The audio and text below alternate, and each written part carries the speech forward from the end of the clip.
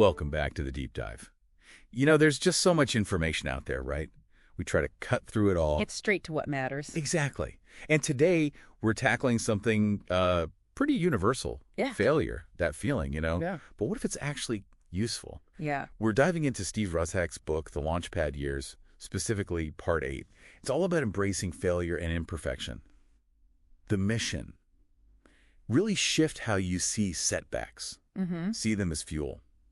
Okay, let's get into it. What's really fascinating, I think, is how this material guides us to see failure, well, not as some kind of dead end, Right. but as really invaluable feedback. It's part of the learning process itself.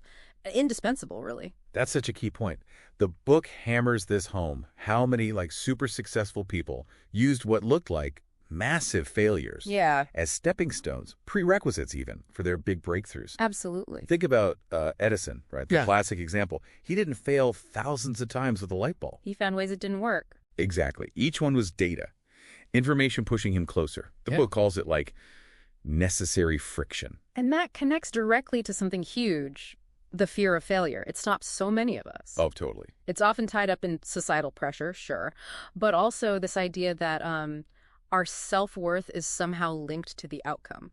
Like, if I fail, I am a failure. Precisely. And the book helps untangle that. A setback isn't about you, it's about what happened, this context. And that fear, it just stifles the experimentation you need, especially in your 20s and 30s. That's when you should be trying things. Right.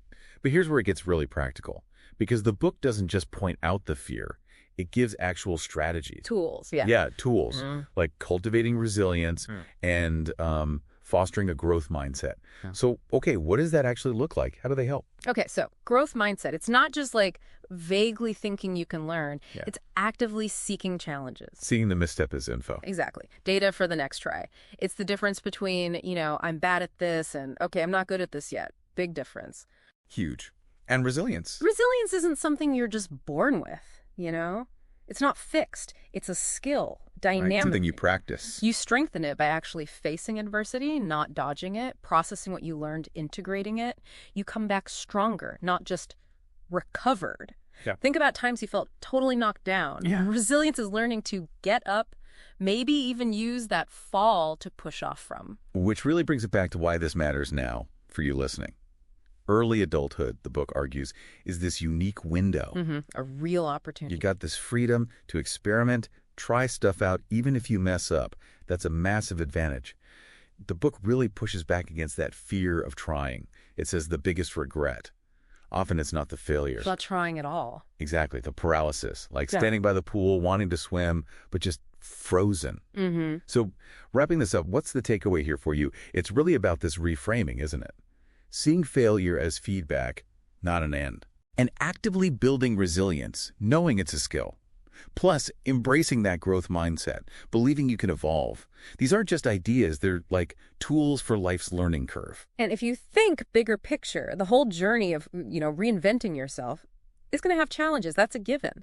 Right. So developing resilience isn't a one-time thing. It's ongoing. It lets you sustain the effort, keep evolving, turn those obstacles into actual growth. So maybe ask yourself, what part of your learning curve could you look at differently now? Seeing those bumps not as stops, but just steps. Keep exploring, keep trying things out. That's really how you launch